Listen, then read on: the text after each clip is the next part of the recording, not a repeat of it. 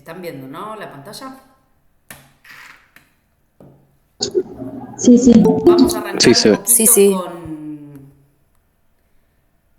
presentando un poquito los objetivos de la materia, ¿sí? ¿Ustedes qué entienden por ecofisiología? ¿Qué esperan de la materia? ¿Alguno tiene alguna expectativa?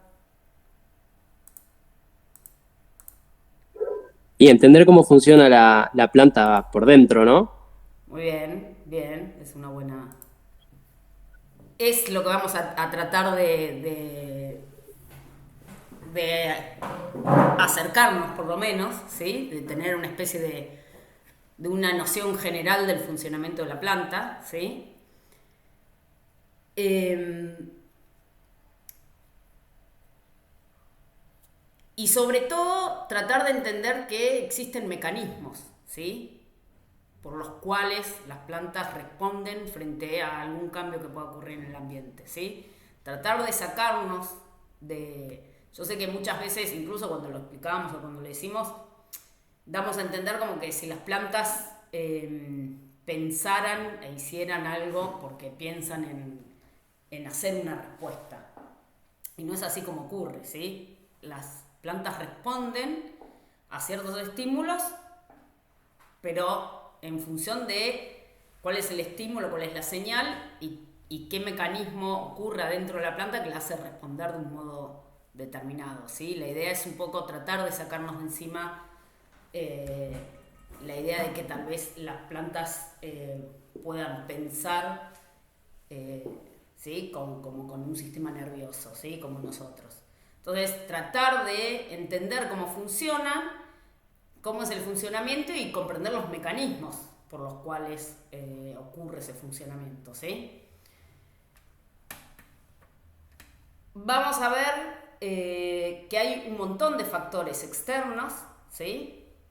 Como puede ser la luz, ¿sí? El fotoperíodo, que tiene que ver con la luz, pero con la duración de las horas luz, la humedad, la temperatura, el viento, el dióxido de carbono, la gravedad, un montón de factores que son externos, que son los que llamamos factores ambientales, y también hay un montón de factores que son internos, ¿sí? ¿Cuáles son los internos? Bueno, el genotipo, ¿sí? ¿Qué genes o qué material genético la componen, ¿sí? No es lo mismo una especie que otra, y eso está dado por el genotipo, o dentro de una misma especie distintas variedades, ¿sí? Y distintas... uno puede tener distintos genotipos porque son distintas variedades, no porque sean directamente distintas especies, pero ahí también es importante los cambios que puedan ocurrir, la edad, ¿sí? La edad de una planta no es lo mismo cómo responde una plántula que una planta en estado vegetativo o una planta en estado reproductivo, ¿sí? Y el tamaño también es importante muchas veces, ¿sí? Y hay, en general, todas estas cuestiones que tienen que ver con factores internos siempre están dados o la señal que ocurre y que dispara la respuesta en las plantas tiene que ver con las hormonas, ¿sí? Ya lo vamos a ver más adelante, pero sobre todo en crecimiento y desarrollo vamos a ver que las hormonas son las señales, ¿sí? Eh, por las cuales ocurren un montón de estos cambios, ¿sí? Que tienen que ver con los factores internos. Y después también hay un montón de factores externos que son bióticos, ¿sí? Yo los que les nombré recién tienen que ver con cuestiones abióticos, ¿sí? Como la temperatura, la luz. Y hay un montón de cosas que tienen que ver con los patógenos o con microorganismos benéficos, ¿sí? O con herbívoros, ¿sí? Y esos son factores externos probióticos, ¿sí? Que también interaccionan con la planta, ¿sí? Todos estos factores, tanto endógenos como ambientales, van moldeando, ¿sí? El crecimiento de las plantas, ¿sí? Y nosotros vamos a ir viendo cómo responden las plantas, ¿sí? Principalmente vamos tal vez a englobarlo en cuatro grandes partes que son más bien que tienen que ver con factores externos abióticos, ¿sí? Como es las respuestas al estado hídrico, ¿sí? De la planta, cosas que tienen que ver con la nutrición, cosas que tienen que ver con dos procesos muy importantes que ocurren en las plantas, que es la fotosíntesis y la respiración, que tiene que ver con el balance de carbono dentro de la planta, y cosas que tienen que ver con el crecimiento y desarrollo, ¿sí? En donde ahí vamos a ver bastante la cuestión hormonal y cómo impactan varios de estos factores externos como la temperatura, la irradiancia, fotoperíodo. Y por último, ¿sí? Vamos a ver factores más bióticos, ¿sí? Que tiene que vernos, como este cuatrimestre tenemos 2 feriados, ¿sí? Nos quedó un poco el cronograma medio apretado. Vamos a ir viendo después sobre la marcha cómo los vamos resolviendo. La cuestión es que las interacciones, ¿sí? Entre las plantas y seres vivos, como pueden ser herbívoros, patógenos o organismos benéficos, eso lo vemos como última unidad, digamos, al final de la materia, ¿sí? Entonces, vamos a arrancar, ¿sí? Hablando de lo que llamamos agua, en términos generales, ¿sí? Pero que tiene que ver bastante con el balance, ¿sí? El estado hídrico de la planta, ¿sí? Uno puede estudiar la ecofisiología en distintos niveles, ¿sí? Uno puede hablar de la ecofisiología a nivel de un ecosistema, ¿sí? A nivel de población, a nivel de individuo o a nivel celular. Nosotros en la materia, ¿sí? En general, siempre nos vamos, la mayor parte de los casos nos vamos a estar refiriendo a nivel individuo, ¿sí? De qué es lo que le pasa a una planta. En algunas situaciones tal vez bajamos a nivel más celular, ¿sí? Como responde capaz una célula, un conjunto de células, un tejido.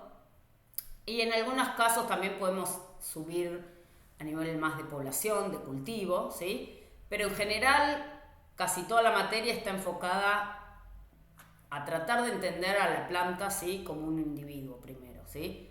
Para después llevar ese conocimiento tal vez a nivel más poblacional o ecosistémico.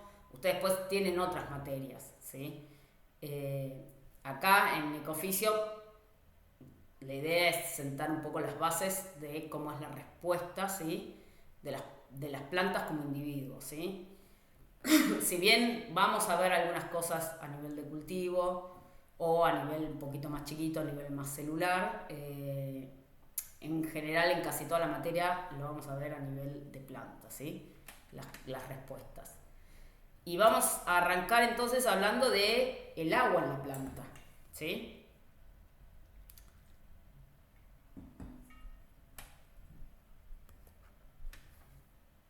El primer concepto que tenemos que tener en cuenta es cómo es el estado hídrico, ¿sí? De una planta. ¿Qué se imaginan cuando hablamos de estado hídrico?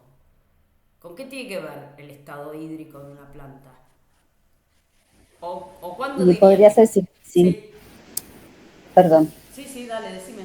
No, podría ser si tiene disponibilidad de agua o si está bajo un estrés hídrico y ahí empiezan a responder algunas defensas, cierre de estomas, algo de eso se me ocurre. Bueno, hay respuestas, ¿sí? Frente al estrés hídrico. ¿Cómo ven ustedes el estrés cuando una planta en su casa, por ejemplo, ¿no? O si tienen, si alguno trabaja en un invernáculo o en una huerta, ¿cómo ven un estrés hídrico? Cuando la planta tiene un estrés hídrico, ¿se dan cuenta? Se marchita. Se marchitan, ¿sí? Sí, se marchita. Bien, pierde turgencia, ¿sí? Es importante el tema de la turgencia. Bueno, ¿qué es lo que le está pasando a la planta? Recién decían si podía, si había agua. O sea, ¿por qué puede ser que tenga un mal estado hídrico, por ejemplo? ¿Qué puede estar pasando? Que el suelo esté seco. que el suelo esté seco, por ejemplo, ¿no? Que haya una sequía. Entonces, la planta no puede que absorber agua. Absorber agua. ¿Y qué otra cosa puede pasar? Por No sé pudrición de si puede raíces. llegar a pasar exceso de respiración, Que transpire de mucho, por transpiración. ejemplo. ¿Cuándo puede Exacto. transpirar mucho? Bueno, hay condiciones ambientales que las vamos a ir viendo en la materia, pero hay condiciones ambientales que puede hacer que transpire un montón la planta. Tal vez el suelo no estaba tan seco, pero si está transpirando muchísimo, también puede verse deteriorado el estado hídrico, ¿sí? Entonces, el estado hídrico de una planta, ¿de qué depende con estas cosas que me están diciendo? Hay como dos partes. De la capacidad de absorción de la planta. ¿Cómo? De si puede balancear la cantidad de agua que necesita para su funcionamiento. Sí, más que necesita, el balance tiene que estar entre qué y qué. O sea, Y la absorción de agua Absorbe lo que transpira. y la transpiración. ahí está, entre lo que absorbe y lo que transpira, ¿no? Porque tal vez puede que no absorba tanto, pero porque no está transpirando, ¿sí? Puede estar en un lugar medio sombrío y fresco y húmedo. Bueno, si la transpiración es muy baja, no hace falta que el suelo esté con muy buen estado hídrico, ¿sí?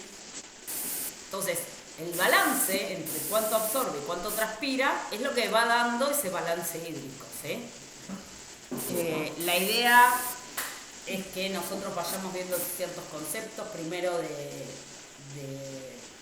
concepto de o la variable como medimos nosotros el agua en una planta, y que vayamos viendo de qué cosas dependen estos dos procesos, ¿sí? De qué cosas dependen. Primero vamos a hablar hoy de transpiración, la clase que viene de absorción, y la idea es ir viendo de qué cosas, ¿sí? De qué factores ambientales y qué factores endógenos dependen estos dos procesos, para poder pensar qué consecuencias puede tener en una planta, ¿sí? Ciertas situaciones ambientales, ¿sí? Entonces, vamos a arrancar primero, antes que todo, tenemos que empezar hablando de algo que suele ser un poco más escabroso, un poco más molesto, digamos, que es un concepto que no es muy familiar, que es el que llamamos potencial agua, ¿sí? Porque yo hoy cuando les decía, bueno, ¿cómo saben el estado hídrico de una planta? Y ustedes me decían, bueno, si está marchita la planta. Sí, está bien. Pero eso, ¿cómo lo miden ustedes? ¿Cómo lo medirían, por ejemplo?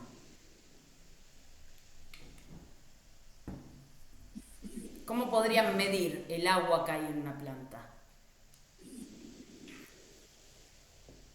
¿A alguno se le ocurre? Y secándola. Secándola, pero y antes de secarla, ¿qué hay que hacer? Pesarla. Pesarla, por ejemplo, ¿no? Uno puede agarrar y pesarla, y eso sería el peso fresco. Después uno la puede secar, la vuelve a pesar y eso sería el peso seco, Sí. ¿no? Entonces, la diferencia entre el peso fresco y el peso seco nos da una idea de la Profe, cantidad de agua que había en esa planta. ¿Estamos de acuerdo? profe, Sí. disculpe, una compañera está esperando para entrar. Ah, gracias por avisar. No había No, de nada. escuchado. Suele sonarme. Un montón eran. No sé por qué no me sonó. Ok, ahí va.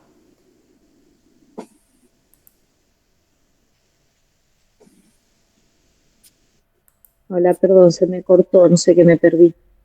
Hola. No sé cuándo se cortó. Bueno, igual va a Ah, quedar grabada la clase, cualquier cosa. No dijimos nada muy importante todavía. bueno, Profe, ¿puedo está hacerle una pregunta? Sí, sí. Vamos a tener un grupo Un grupo de... por WhatsApp. ¿Vamos a Ah, armar algún grupo? si quieren armar un grupo, sí, está bueno. Pásenme el grupo, yo lo subo a la página y pueden estar si quieren yo puedo estar en el grupo, como ustedes Ah, quieran. bien. La idea es que el grupo, digo, tampoco es un grupo de consultas, puede ser para Bien. cosas muy puntuales, ¿sí? Ok. Pero sí, Bueno, yo no tengo bárbaro, problema. profe. Eh, Otra consulta yo, sí, perdón, no sé si lo dijo. ¿Va a ser completamente virtual? sí, sí, es la primera vez que la ¿Y los vamos a dar exam totalmente virtual. Por y los eso, exámenes de qué modo? ¿cómo? Los parciales, Y ¿de qué los forma parciales van a serían? ser virtuales y estoy terminando de definir bien, probablemente haya una parte oral y alguna parte escrita tal vez, porque es complicado que sea virtual, pero sí. Eh, la idea es, yo hoy les contaba, la idea es que todas las clases vayamos haciendo eh, algunos ejercicios, ¿sí? La clase de hoy es para arrancar, va a haber ejercicios, pero capaz ya a partir de la clase que viene podemos ver si hacemos algún sistema de puntuación o algo que pueda ir sirviendo o ayudando a subir algún puntito para el parcial. Pues, estoy pensando a ver si hago alguna cosa así. Pero la idea es esa, ir ejercitando bastante durante las clases, eh, como para ir preparándose bien para después para el parcial. Esa es un poco la idea. Ok. Ahí vamos. Bueno. Eh,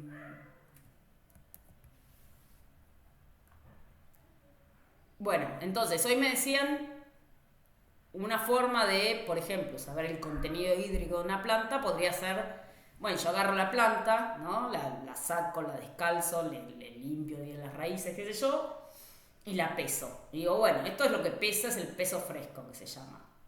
Después le pongo en una estufa 2 o 3 días y la vuelvo a pesar. Y digo, bueno, eso es el peso seco, que es la biomasa, ¿no? Sin agua, ¿no? Porque cuando yo la pongo en la estufa, lo que hago es que se evapore todo el agua. La diferencia entre ambos pesos nos da una idea de la cantidad de agua que había. Ahora, ese número de cuánta agua tiene, ¿nos dice mucho? ¿Cómo podemos saber si eso es bueno o es malo o si a la planta le estaba costando absorber agua o no? ¿Sí? ¿Se entiende un poco cuál es el movimiento del agua?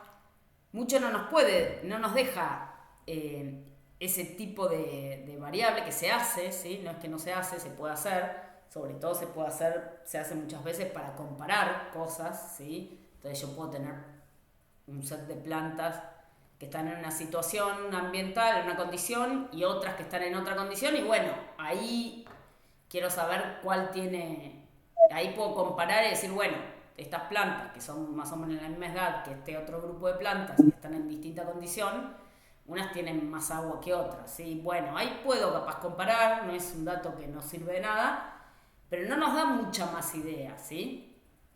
Y no nos permite como describir del todo el estado hídrico de la planta. Lo que no nos permite seguro es poder predecir cuál es el movimiento del agua, ¿sí? Existe una variable que es la que vamos a estar usando, ¿sí? Durante toda la materia, que se llama potencial agua, ¿sí? Que es un concepto que capaz es un concepto que es un poco abstracto a veces, pero que nos ayuda bastante, ¿sí? Es una forma que nos ayuda bastante para poder predecir, ¿sí? Cómo es el movimiento del agua. Y es además una variable que se puede medir, ¿sí? Existen aparatos o equipos que miden el potencial agua, ¿sí? Que pueden medir el potencial agua de una planta o que pueden medir el potencial agua del suelo, por ejemplo, ¿sí? ¿De qué se trata este concepto de potencial agua? Estrictamente uno puede hablar o la definición fisicoquímica, si quieren, del concepto, habla de que es el trabajo necesario, ¿sí?, para llevar una masa infinitesimal de agua del estado actual al estado de referencia, ¿sí? ¿Qué significa eso? ¿Cuál es el estado de referencia? El estado de referencia es el agua pura, ¿sí?, o el agua libre, ¿sí?, libre desde un punto de vista del concepto físico, ¿sí?, que se podría llevarse a decir el agua destilada, ¿sí? Por ejemplo, el agua destilada es agua pura, ¿sí? El agua destilada no tiene ningún soluto, ¿sí?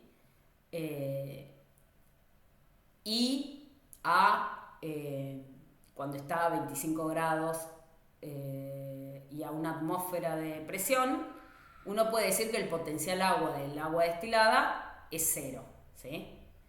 Entonces, en una planta, ¿sí?, o en el suelo, el potencial agua siempre es negativo, ¿sí? Entonces, ¿de qué se trata el potencial agua? Del trabajo necesario para llevarla del estado actual en donde está a ese estado de referencia que es 0, ¿sí? Entonces, si bien el concepto ahora lo vamos a ir trabajando un poco mejor, les va a ir quedando más claro, ustedes lo que tienen que siempre pensar es que el agua, el mejor estado en el que puede estar el agua, ¿sí?, lo más libre, lo más disponible para una planta es el agua destilada, ¿sí?, que es el agua pura.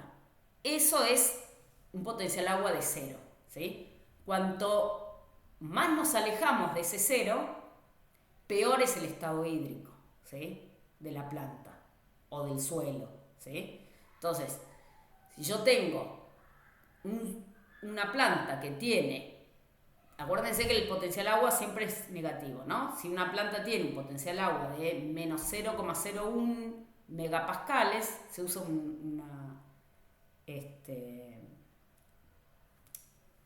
una variable de presión, ¿sí?, porque es un potencial.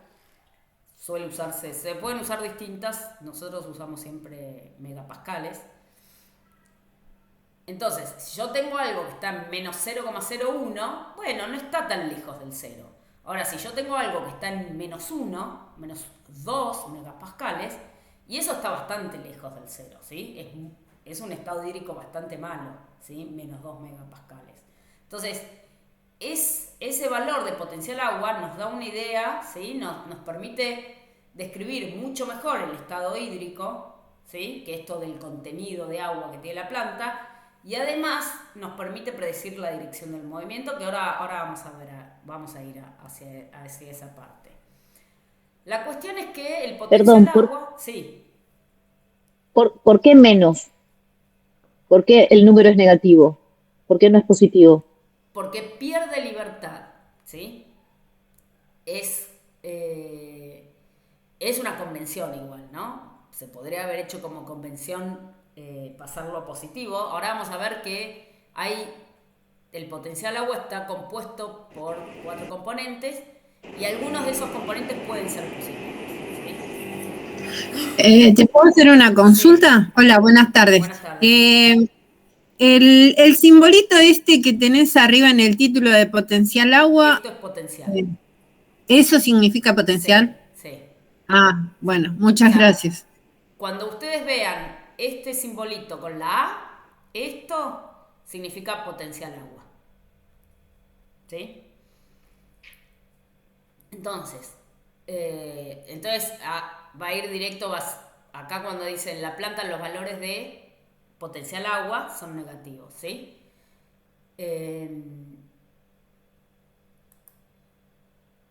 Ahora vamos a hablar un poquito de los componentes, ¿sí?, que forman a este potencial agua. La cuestión es que en realidad es una convención, ¿no?, ponerle negativo. Se podría haber puesto positivo, lo que pasa es que de algún modo es el agua, cuanto más retenida está, ¿sí?, cuanto menos libre está, es cada vez más negativo, ¿sí? Conceptualmente esa es un poco la idea. La cuestión es, lo importante de esto es que ustedes se acuerden siempre que el potencial agua en situaciones, en las plantas o en el suelo, siempre es negativa, ¿sí? Profe, ¿le puedo hacer una pregunta? Sí. ¿Esa negatividad tiene que ver porque no está a disposición o tiene que ver por el trabajo o lo que le va a costar a la planta llevarla para utilizarla? La idea del trabajo, ¿sí? Es una idea como medio conceptual del trabajo que hace falta, ¿sí? Trabajo de fuerza me refiero, ¿no? Sí, es Trabajo como una como de... especie de trabajo de fuerza. Ahora cuando veamos, por ejemplo, potencial mátrico, capaz les quede un poquito más claro. Ok. De algún modo tiene que ver con el trabajo que, o sea, una planta que está creciendo en un suelo con un potencial agua muy negativo, va a tener muchas más, va a tener tiene mucha menos disponibilidad de agua, le va a costar mucho más absorber agua que una planta que está en un suelo con un potencial agua no tan negativo, ¿sí? Siempre es negativo, pero un potencial agua cercano a cero es un buen potencial agua. Bueno, a una planta le va a costar mucho más absorber agua si el potencial agua es mucho más negativo. Y tiene que ver en un punto con eso. Hace falta mucho más trabajo, hace falta mucha más energía para poder absorber esa agua. ¿Sí? Sí, claro, uso de energía. Ahora vamos a ver, ¿sí?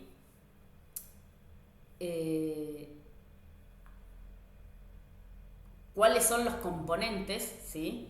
Que forman parte de ese potencial agua, ¿sí?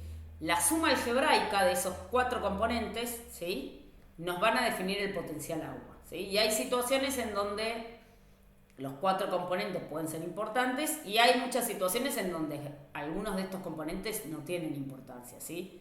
Por ejemplo, ya les voy diciendo que el gravitatorio rara vez lo vamos a tener en cuenta, ¿sí? El gravitatorio va a tener importancia a partir de 10 metros de altura, ahora lo vamos a hablar, pero no todos estos componentes son de una magnitud importante en todas las situaciones, ¿sí? Entonces, pero más allá de eso, les voy a ir describiendo, ¿sí? De qué se tratan estos potenciales que componen el potencial agua. Y uno tiene que ver con el potencial osmótico. Probablemente, ¿a qué le suena un potencial osmótico? Aquella agua que pasa a través de los tejidos por ósmosis. Sería, no es como una especie parecida de concepto de ósmosis, no es ósmosis lo que ocurre, pero cuando uno habla de un potencial osmótico, lo que está teniendo en cuenta es qué es lo que pasa con los solutos que hay disueltos en el agua, ¿sí? Yo tengo agua pura, ¿sí? El agua pura tiene un potencial agua de 0.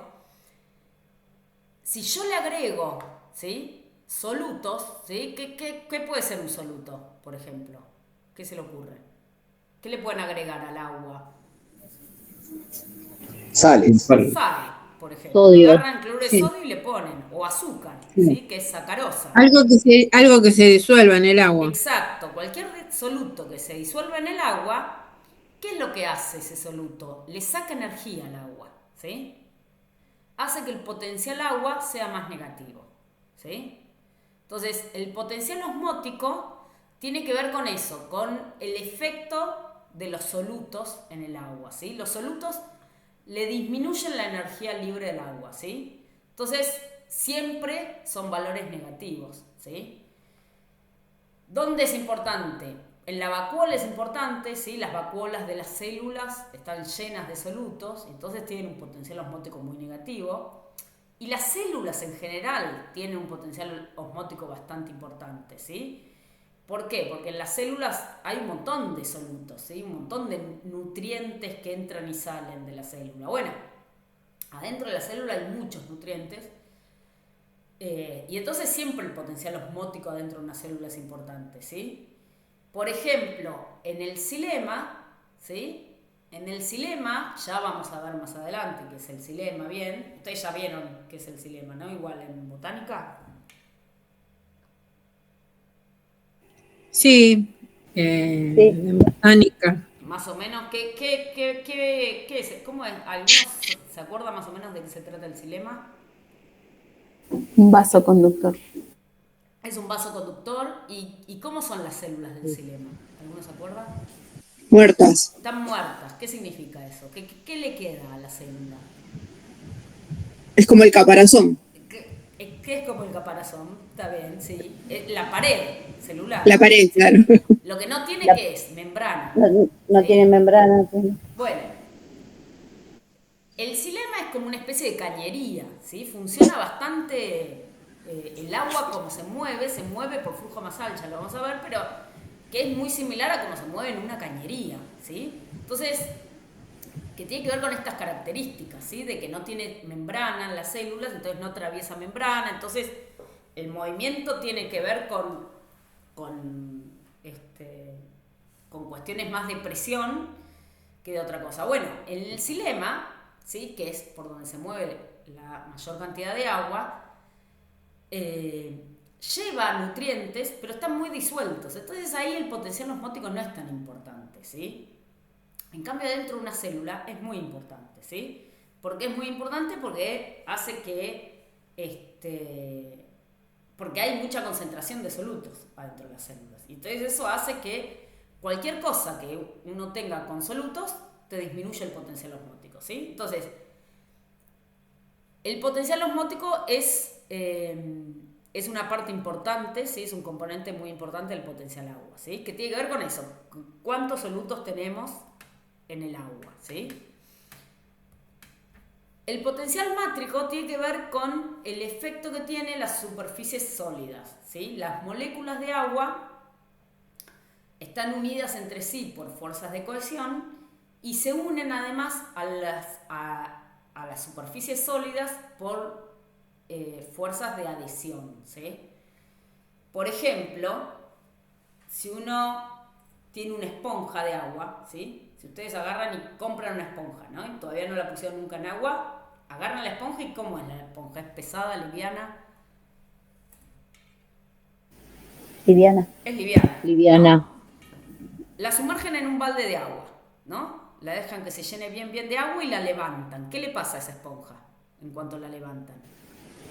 Drena, empieza a drenar. Absorbió Empieza a agua drenar, ¿no? Y cae y es todo el pesada. agua, lo que se llamaría el agua gravitacional, ¿no? Que cae por gravedad. Está bien, dejan que caiga todo el agua, esperan una hora y la levantan, ¿no? Y la levantan y no cae más, no gotea más. Ahora, ¿pesa lo mismo que pesaba al principio? No. ¿Por No, qué? pesa más.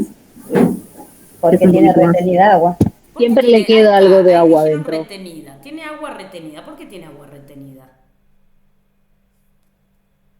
Porque Agua que puede absorber. cuando una vez que absorbe, no puede eliminarla toda. Por adhesión. Como un ¿Por trapo, qué? lo mismo un trapo. ¿Y por qué? Por adhesión. Por los Ahí poros. está, por las fuerzas de adhesión.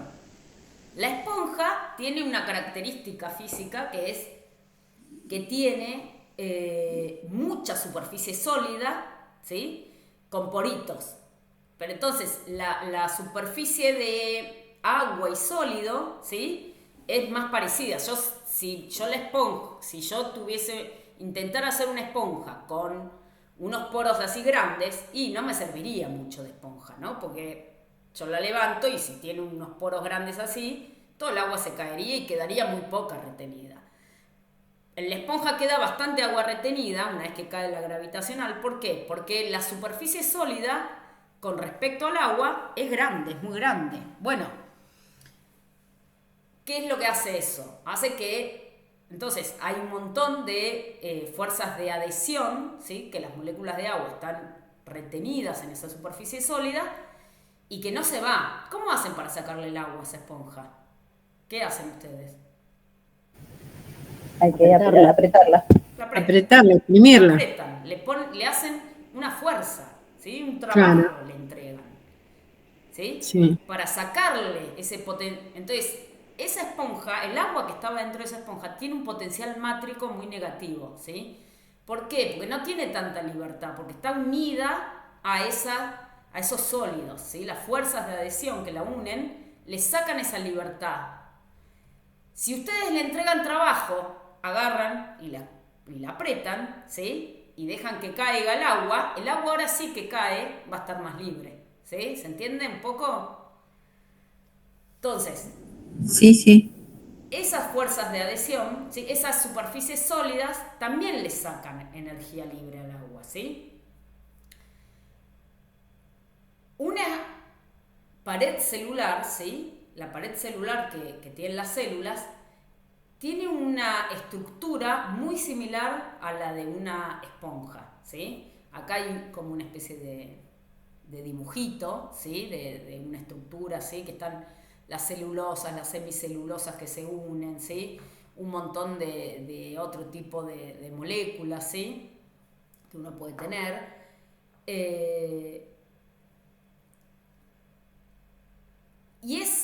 Todas esas moléculas forman como una especie de matriz, ¿sí? Muy parecido a lo que uno podría decir una esponja, ¿sí? Entonces, en la pared celular, por ejemplo, ¿sí? El potencial mátrico es algo que es bastante importante, ¿sí? En el suelo, cuando el suelo se va secando, también entre las partículas del suelo y los poros de aire y los poros con agua, también a veces empieza a ser importante el potencial mátrico, ¿sí? Entonces, en la pared celular y en las partículas del suelo es importante. Cuando uno piensa adentro de la célula, por ejemplo, adentro de la célula el potencial mátrico es despreciable, no es importante. ¿Por qué? Porque adentro de la célula el agua está como un poco lejos de la pared, ¿sí? Entonces no está tan cerquita de la pared celular, está la membrana además en el medio. Entonces, adentro de una célula el potencial mátrico no es importante. En el xilema tampoco, ¿sí? Porque hay un montón de agua, ¿sí? Entonces el agua que está como cerca de las paredes es poca en comparación con todo el otro agua, ¿sí? Entonces, en donde es importante este potencial mátrico es en la pared celular y en las partículas del suelo, ¿sí? Cuando el suelo se va secando. Si el suelo tiene bastante agua, tampoco es muy importante, ¿sí? Otro componente que es importante del potencial agua tiene que ver con el potencial de presión, ¿sí? Y acá, entonces, recién les conté el potencial osmótico, que es negativo, el potencial mátrico, que es negativo también, todo eso le saca energía libre, ¿sí? Y el potencial de presión, que puede ser positivo o negativo, ¿sí? ¿Cuándo es positivo? Cuando estamos pensando en cómo es el potencial de presión adentro de una célula. ¿Qué es lo que ocurre adentro de una célula? Cuando ingresa agua en la célula, ¿sí? ¿Qué es lo que pasa con el agua esa? Esa agua genera una presión. Retenida. ¿Cómo se llama esa presión?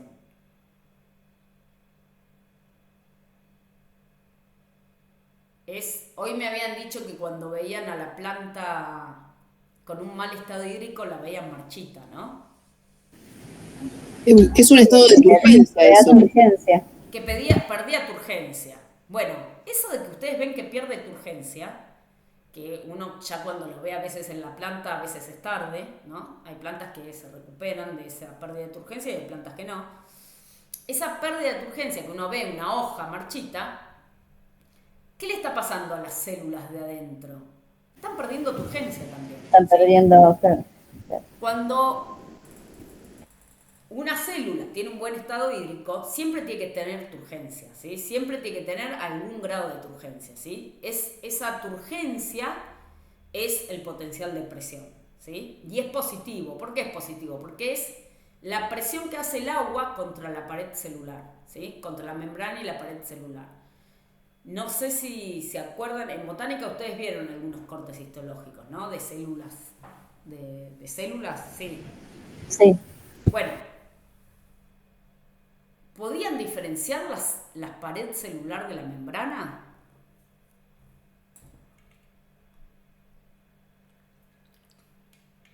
Solo si la teñías con algún color, no se notaba sino mucho.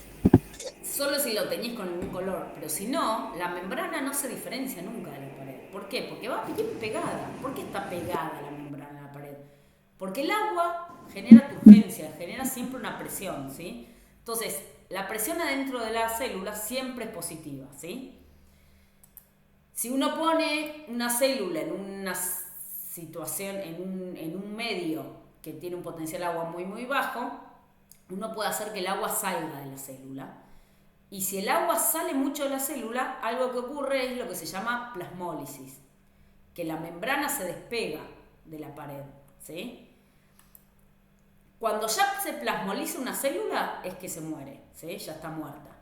Uno puede hablar de que existe una plasmólisis incipiente, que puede ser reversible, que es cuando empieza a despegarse. Pero cuando uno habla de plasmólisis, ¿cómo es el potencial de presión en esa situación? ¿Cuánto vale? Nada vale cero. Y cero. Nulo. ¿Sí? Porque no hay, el agua no está haciendo ninguna presión contra la pared, ¿sí? Eso es plasmólisis. Ya hay tan poca agua que no ejerce la presión que tiene que ejercer, ¿sí? Entonces, en una planta siempre estamos con plantas con células que están turgentes, ¿sí? Entonces, siempre estamos con un potencial de presión positivo, ¿sí? Y puede ser mayor o menor, ¿sí? Según la situación, el estado hídrico de la planta, pero el potencial de presión adentro de una célula siempre es positivo, ¿sí? En una vacuola también, ¿sí? En cualquier organela en realidad que estemos pensando dentro de la célula es positivo, ¿sí? Entonces, el potencial de presión, si lo pensamos adentro de una célula, es positivo. En el resto de los tejidos o incluso en el suelo siempre es negativo, ¿sí? Entonces, solo dentro de la célula el potencial de presión es positivo, ¿sí? Ahora, cuando pensamos en otras situaciones, el potencial de presión es negativo. ¿Por qué? Porque tiene que ver con las fuerzas de cohesión que existen entre sí, entre las moléculas, ¿sí? Acuérdense, hace un rato hablábamos que las moléculas de agua tienen fuerzas de adhesión que las unen a los sólidos, ¿sí? Pero entre sí, todas las moléculas tienen fuerzas de cohesión que las unen entre sí, ¿sí? Esas fuerzas de cohesión hacen que el agua vaya como un hilo, ¿sí? Como un continuo. Y reducen también la energía libre, ¿sí? Entonces, por eso ese potencial de presión es una presión que es negativa, ¿sí? En el xilema, ¿sí? Ya vamos a hablar, cuando veamos cómo se mueve el agua en el xilema, vamos a ver que la transpiración genera como una especie de tensión, ¿sí? Que tironea de ese continuo de hilo, y eso hace que exista esa presión que mueve el agua desde el suelo hacia las hojas, ¿sí? Entonces, esta presión negativa es importante en el xilema, es importante en el apoplasto, en el suelo. ¿Todos saben lo que es el apoplasto? ¿O saben lo que es? No. No. Es el espacio entre las células, ¿sí? Entonces, yo tengo células, el espacio, ¿sí? Por fuera de las células se llama apoplasto, ¿sí? Perdón, ¿cómo se llama? Apoplasto, ¿sí? Ya vamos a ver en algunas situaciones cuestiones que tienen que ver con el apoplasto, pero es el espacio entre células, ¿sí?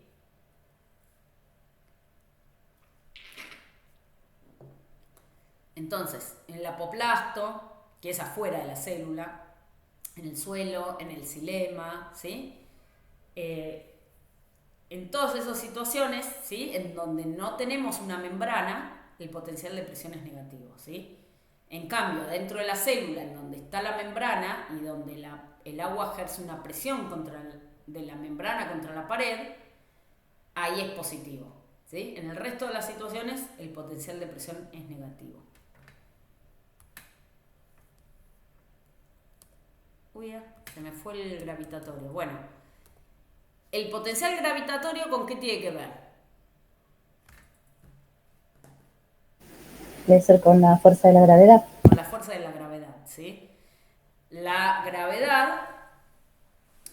fuerza de gravedad, el potencial gravitatorio es positivo, ¿sí? Y la fuerza de gravedad empiece a ser importante a partir de más o menos los 10 metros de altura, ¿sí?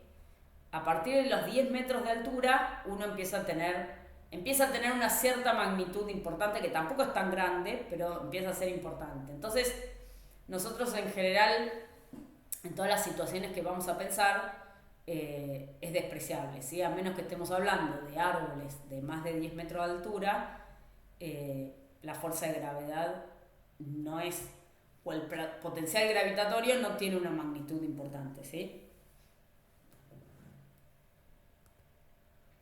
Bueno, entonces, hasta acá les presenté, ¿sí?, la idea del concepto de potencial agua, ¿sí? Como un concepto que la idea es que traten de, digamos, que traten de como de entender, ¿sí?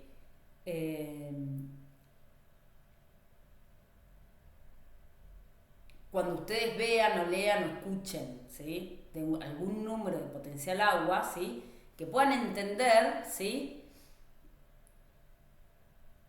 de qué tipo de estado hídrico de la planta o del suelo nos está hablando, ¿sí? Esa es un poco la idea. No es que se sepan, a mí no me interesa que se sepan de memoria nada, no es que se tiene que saber ni la definición, pero sí que traten de entender como un poco el concepto, ¿sí?, del potencial agua. Y además va a ser importante porque vamos a ir viendo, ¿sí?, que cómo va cambiando el potencial agua, ¿sí?, por ejemplo en una hoja, en distintos momentos del día, ¿sí?, a la mañana, al mediodía, ¿sí?, a la tarde, a la noche. Entonces, cómo va cambiando el potencial agua de una planta y cómo va cambiando, puede cambiar durante el día o cómo puede cambiar en los sucesivos días, ¿sí?, en varios días. Vamos a hablar primero de cómo es el movimiento del agua a través de las células, ¿sí?, y después ya nos vamos a meter de lleno en transpiración, ¿sí?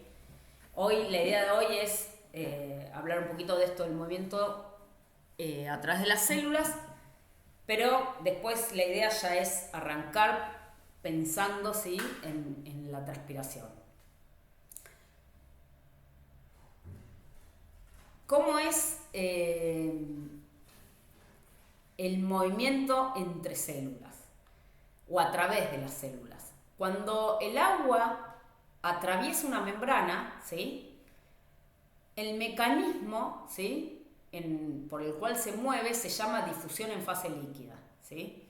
El agua tiene una difusión, ¿sí?, difunde a través de esa membrana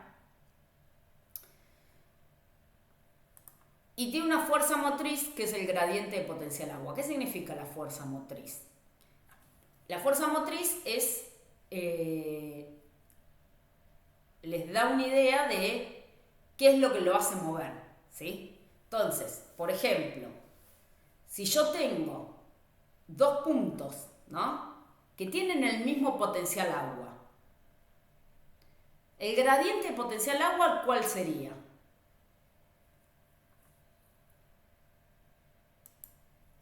Cero. Cero. Entonces, si la fuerza motriz es cero, ¿cómo se va a mover el agua entre esos dos puntos? No se va a mover. No se mueve. No se mueve. Perfecto, no se mueve, ¿sí? Si no tengo un gradiente de potencial agua, ¿sí?, si yo tengo el mismo potencial agua acá y acá, el agua no se mueve, ¿sí? O no tiene un movimiento neto, ¿no? Porque uno puede siempre tener moléculas que van por un lado y para el otro, pero no tenés un flujo neto, ¿no? No tenés un movimiento que va hacia un lugar. Entonces, siempre es importante que si hay una difusión y hay un movimiento, es porque tiene que haber un gradiente, ¿sí? Si no hay gradiente, no se mueve. Si existe un gradiente, ¿sí?, entonces tenemos en un punto 0 tenemos un potencial agua chico y en el punto 1 tenemos un potencial agua grande. ¿Cómo se va a mover el agua? Se va a mover de donde hay mayor potencial agua a donde hay menor potencial agua, ¿sí? Siempre se mueve lo que se llama a favor del gradiente de potencial agua, ¿sí?, que es desde un potencial agua mayor a uno menor. El potencial agua es negativo, ¿O no? Habíamos dicho hoy. Sí. Sí, profe. Entonces, si yo tengo, en el punto 1 tengo un potencial agua de menos 0,5 megapascales. Perdón, es complicado escribir acá. Y en el punto 2 tengo menos 1 megapascales. ¿Cuál es más grande? Este es El menos menos 1 y uno. este es menos 0,5. ¿El 1 o el 2? ¿Quién es más grande?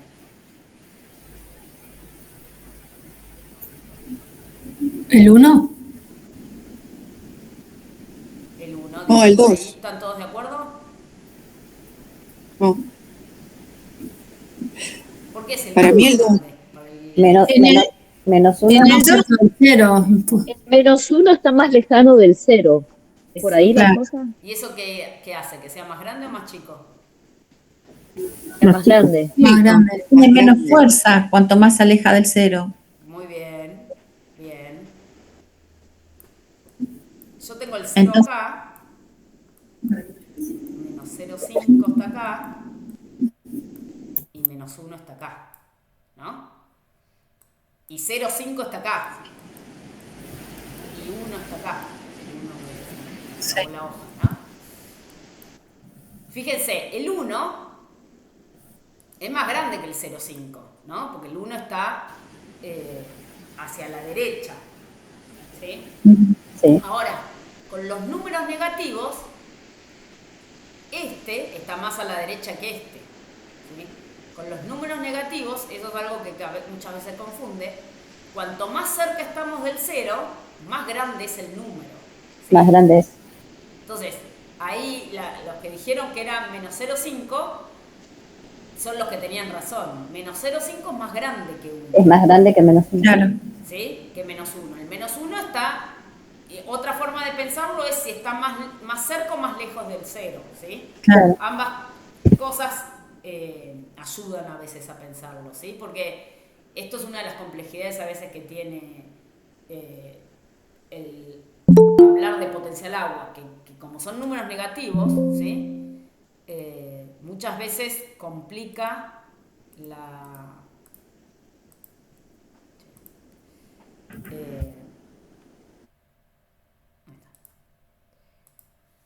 los números negativos a veces complica un poco pensarlos, ¿sí? Uy, se me borró la cuestión. Pero, entonces, si en el 1 teníamos menos 0,5 y en el 2 teníamos menos 1, ¿el agua va a ir de 2 a 1 o de 1 a 2?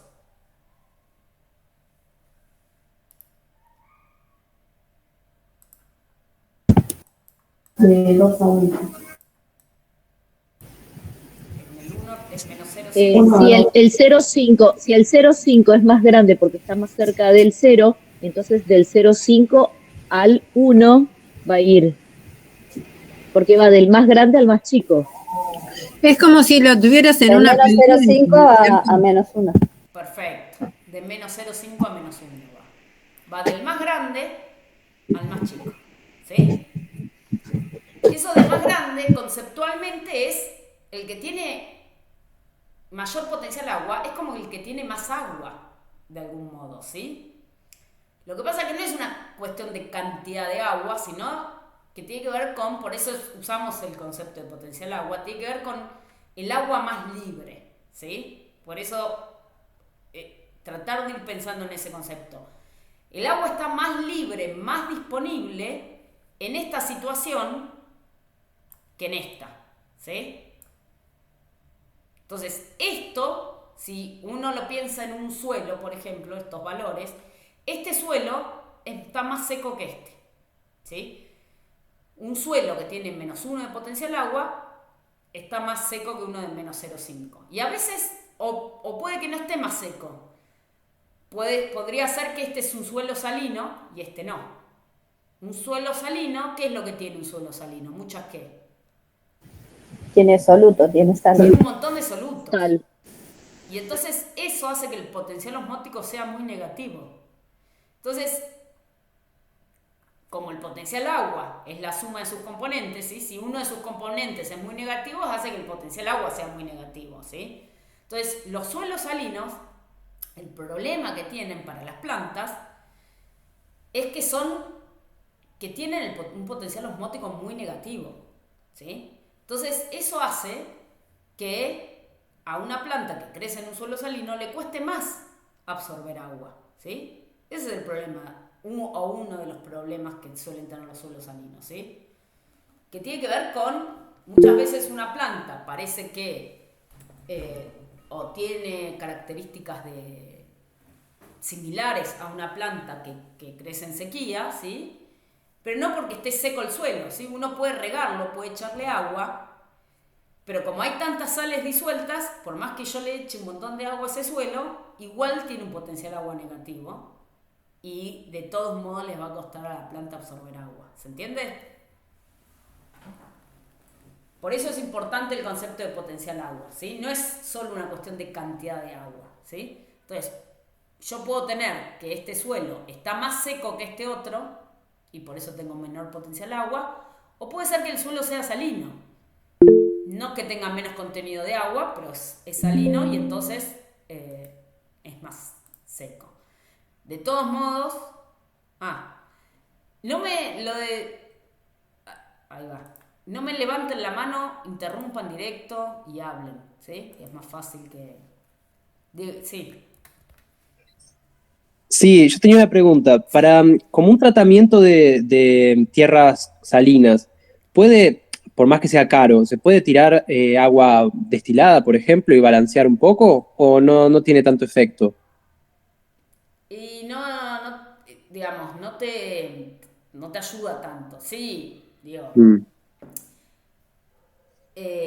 según el origen de la salinidad.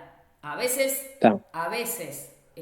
uno tiene, por ejemplo, si tenés agua de pozo, que es muy básica, que tiene muchos solutos, y vos regás, ¿sí? Capaz en el suelo no tanto, pero si regás macetas, vos lo que haces es que esas macetas tengan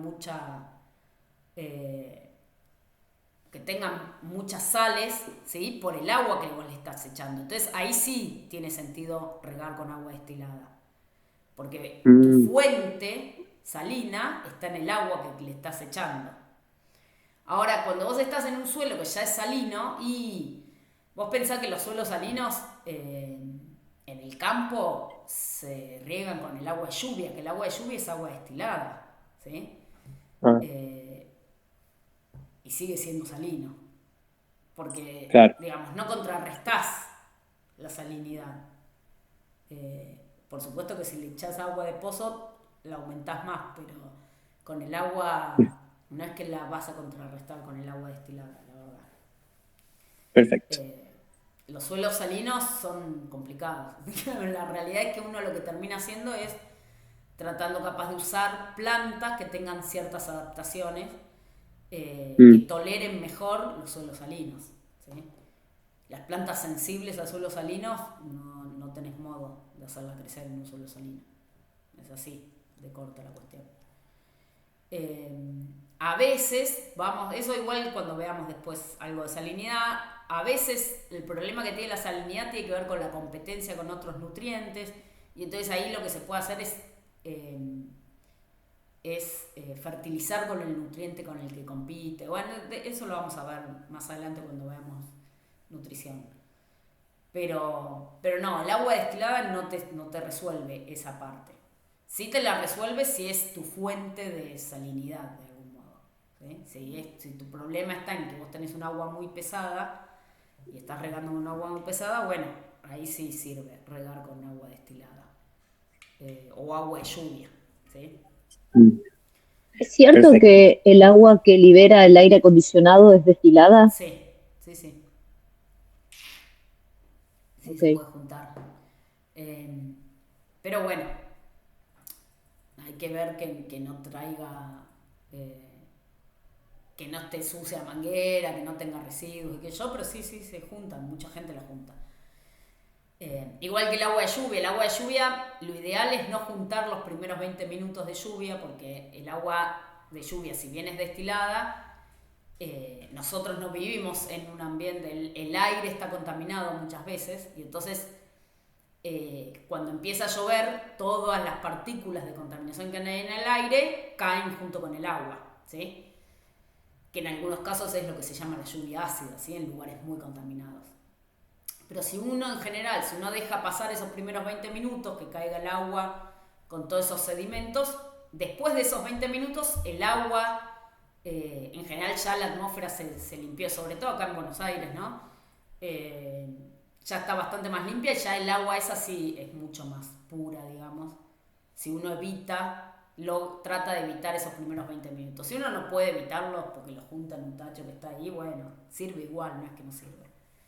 Pero lo ideal es eso, es no juntar los primeros 15-20 minutos y juntar después el agua de lluvia. Pero sí, el agua del aire acondicionado sí sirve. Bueno, nos fuimos re de tema. Entonces, por ejemplo, si yo tengo un vaso de precipitado con una solución, ¿sí? Que tiene menos 0,5 megapascales de potencial agua, ¿no? Y le pongo una hojita y la hoja tiene menos 1,5 megapascales. ¿Qué va a pasar con el agua? ¿Qué opinan?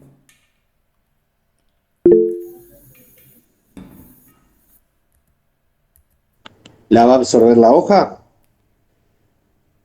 No se llama absorber porque no estamos con raíces, pero va a ingresar a la hoja. Sí, bien. Es como una hoja deshidratada Bueno, menos 1,5 está bastante mal. por la, Sí, por la cantidad, claro. Sí. Está bastante mal, pero igual Entonces se trasladaría hacia el interior de la hoja. Pero el agua ingresaría, ¿sí? Después El agua ingresa y lo que va a ocurrir es que se van a romper esas células vegetales, porque al haber, ¿no? ¿No hay un exceso de agua? ¿No? No, porque tiene pared celular. Se rompería las células animales, por ejemplo, pero no las vegetales. Sí, no necesariamente. ¿Hasta cuándo ingresa el agua? Y cuando se equilibre. La presión entre entre el medio y la hoja. Hasta que se iguala. ¿La presión? Claro. No, hasta que se iguala. O sea, el contenido de... ¿Hasta cuándo entra el agua? ¿Hasta cuándo se mueve el agua? ¿Qué dijimos Hasta acá? que toque la pared celular. ¿Cuál es la fuerza motriz? Hasta el equilibrio. ¿El equilibrio de quién? Los gradientes. Hasta que los gradientes se igualen. El gradiente es 1. El potencial agua. Ahí va. Cuando el potencial agua de la solución es igual al de la hoja, ahí deja de haber movimiento, ¿sí? La solución siempre es muy grande y entonces en general la solución no cambia su potencial agua. Lo que ocurre es que la hoja llega a este potencial agua, ¿sí? Entonces va a entrar agua hasta que la hoja llega a tener menos 0,5 megapascales de agua, ¿sí?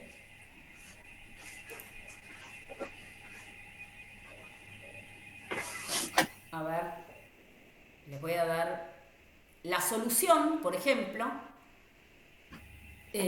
Probablemente para hacer una solución, ¿sí? El cuatrimestre pasado yo cuando explicaba esta parte, hacíamos un pequeño experimentito con papas, ¿sí?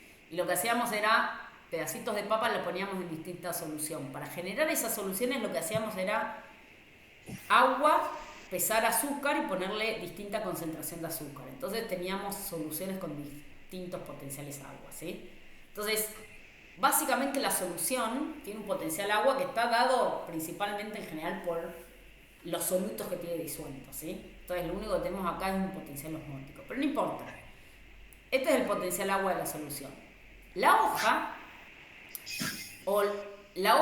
cuando uno piensa en potencial agua de la hoja, es las células que están adentro de la hoja, ¿sí?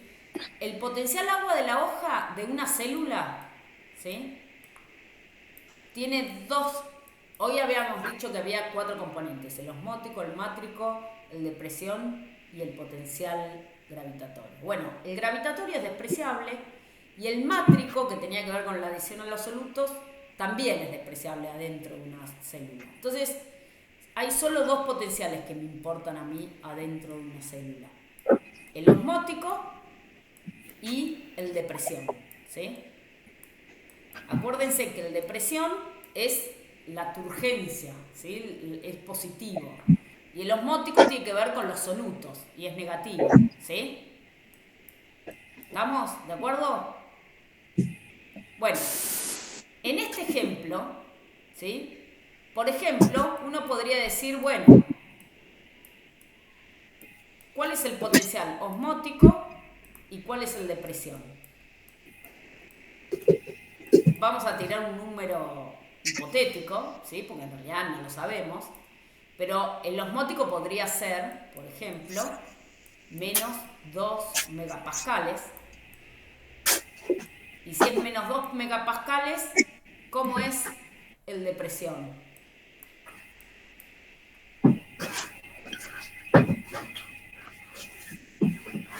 Tiene que ser positivo. Tiene que ser positivo y además, ¿qué tiene que ser? La suma de estos dos me tiene que dar esto. Entonces, si el osmótico es menos 2, el de presión podría ser que 0,5. ¿Están de acuerdo? Sí. ¿Sí? Sí. Ah, te tiene que dar menos 5. Menos 1,5. Entonces, menos 2 más 0,5 me da menos 1,5. ¿Sí? Sí. Bueno.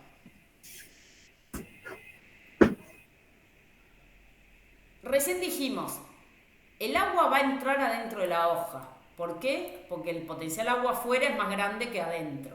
¿Sí? Cuando entra el agua, ¿qué es lo que pasa adentro de la célula?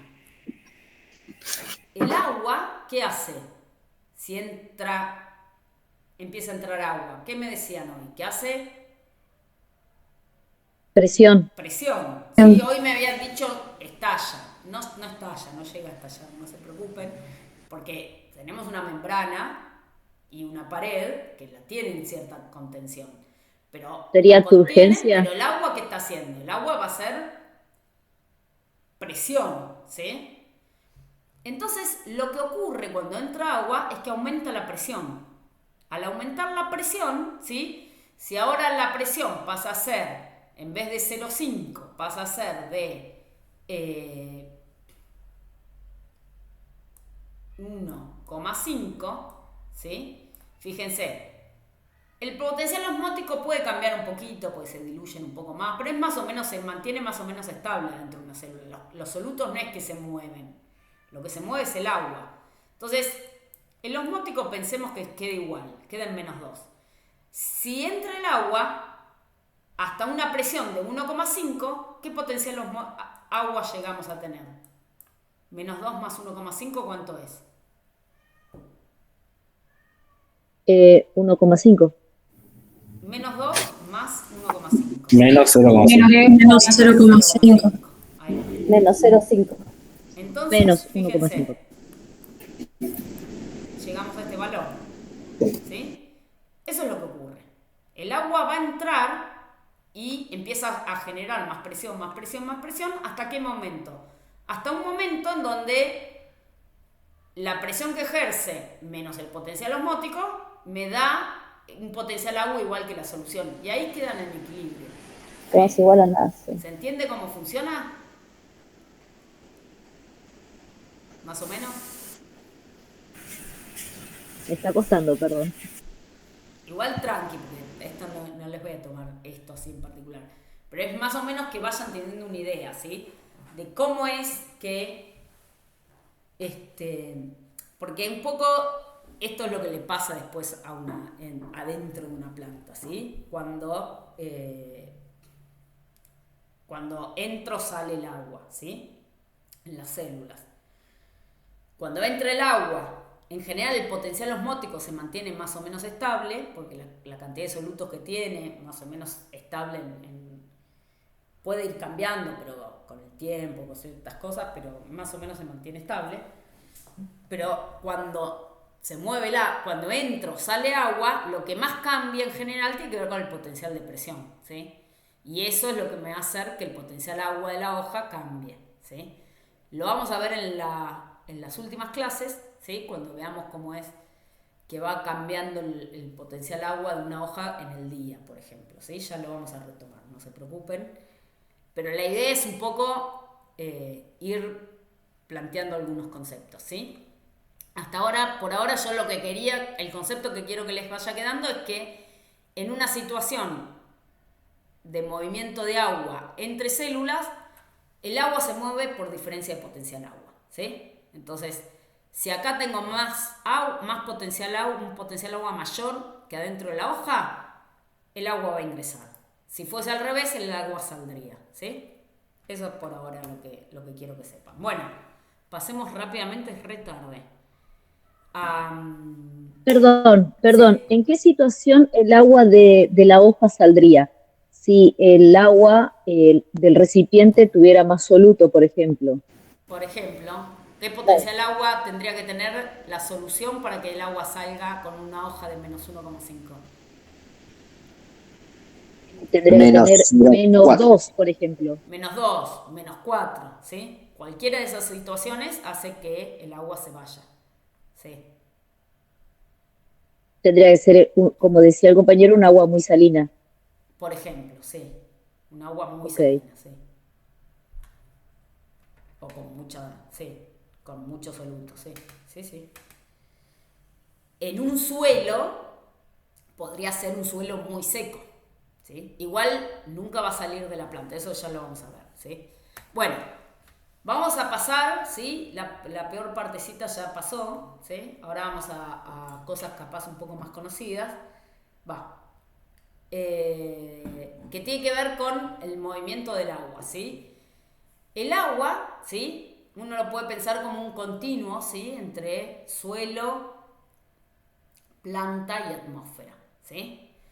La dirección del agua y ese movimiento es a través de, ¿qué tejido dijimos hoy? Es a través del xilema, ¿sí? Que ocurre este movimiento de agua, ¿sí? Y tiene una dirección única, ¿sí? Por eso se habla de continuum suelo, planta, atmósfera. ¿Cuál es la dirección? Siempre es desde el suelo a través de la planta hacia la atmósfera, ¿sí? No puede ir, por ejemplo, el agua no va nunca desde una hoja hacia la raíz, ¿sí? Eso no ocurre. No en el xilema. Sí podemos tener movimiento en el floema, pero ahí no es el movimiento del agua, sino que es el movimiento, va con agua, pero es el movimiento de los nutrientes, de otras de la cosas, glucosa. ¿sí?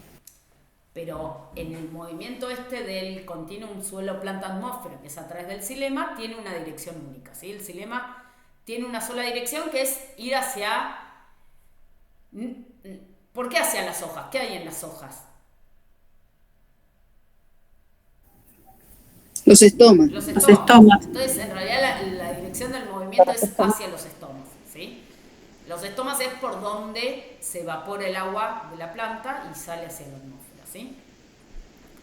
Entonces, la atmósfera siempre demanda agua de algún modo, ¿sí? Ya lo vamos a ver eso. Bueno, ¿cómo es que ocurre ese movimiento? ¿Sí? Es lo que vamos a ver ahora.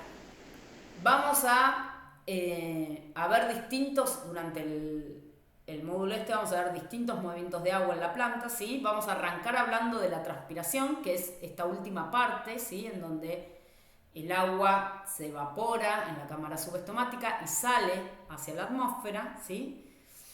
Ya hablamos un poquito del movimiento entre células, ¿sí? O a través de la célula.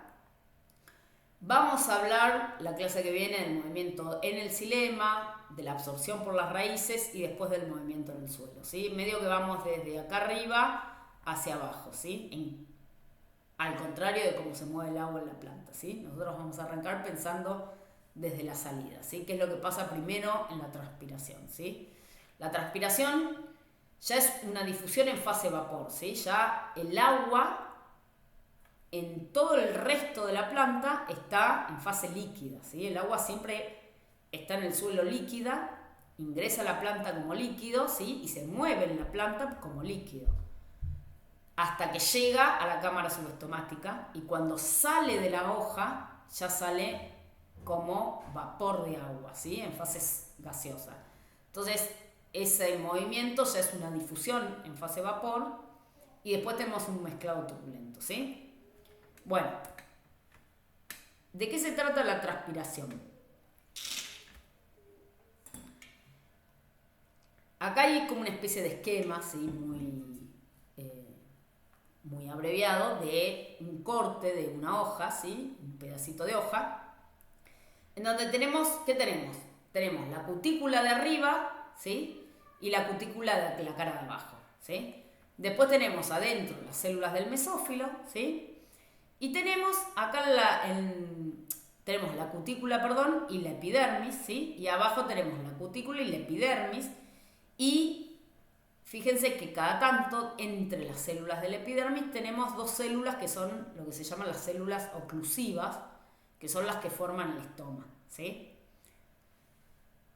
El estoma en sí, ¿qué es? Es el poro que se genera entre estas dos células oclusivas, ¿sí? Estas células pueden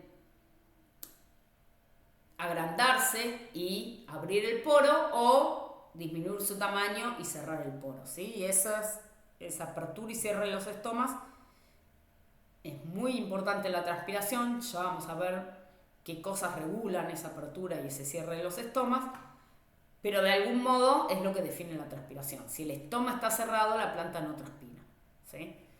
Si el estoma está abierto, transpira, aunque sea poquito, pero transpira, ¿sí? Entonces la transpiración depende mucho de esa apertura del estoma. ¿Qué es lo que ocurre? Acá hay un esquema acá tenemos, por ejemplo, dos estomas, ¿sí? Y tenemos células del mesófilo que fíjense que forman, ¿sí? No están acá las células del mesófilo cerrando acá. Siempre hay, abajo de lo que sería el estoma, siempre queda una camarita de aire, ¿sí? Que es lo que se llama cámara subestomática, ¿sí? Porque está debajo del estoma. Y acá tenemos, ¿sí? Por ejemplo, el esquema de vasos cilemáticos, ¿sí? Xilema y floema habría acá, ¿sí? Esto es esquemático, está justo al lado del estómago. En una hoja probablemente esté un poco más de distancia, pero no importa. ¿Qué es lo que les quiere mostrar esto? Viene el agua líquida, ¿sí? Por el xilema, sale del xilema y moja todas estas células del mesófilo. Acá entre las células esto es lo que se llama apoplasto, ¿sí? Y ahí es líquido, ¿sí?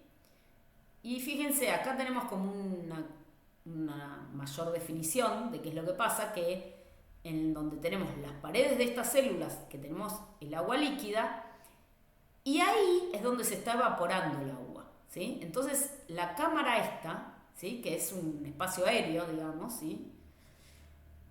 Está llena ¿de qué? De vapor de agua, ¿sí?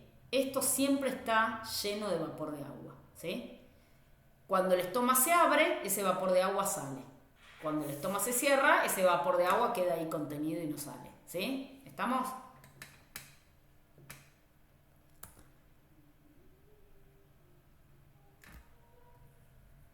Vamos a hablar de qué depende la transpiración, ¿sí? O el flujo transpiratorio, ¿sí? Hablamos de un flujo transpiratorio porque vamos a pensar como la cantidad de agua que sale por tiempo y por distancia, ¿sí? Entonces, ¿de qué depende ese flujo transpiratorio o la transpiración? Bueno, depende de algo que es la fuerza motriz. La fuerza motriz es la diferencia de presión parcial de vapor entre la cámara subestomática y la atmósfera. Ahora vamos a ver de qué se trata eso. Pero también depende de la resistencia que exista en la planta, ¿sí? Hoy les decía, si el estoma se cierra, la resistencia foliar, ¿sí? La resistencia estomática, que es parte de la foliar, se hace muy grande, ¿sí? Entonces, la transpiración, ¿cómo se hace? Si hay mucha resistencia, si se cierra el estómago, ¿qué pasa con la transpiración? ¿Cómo?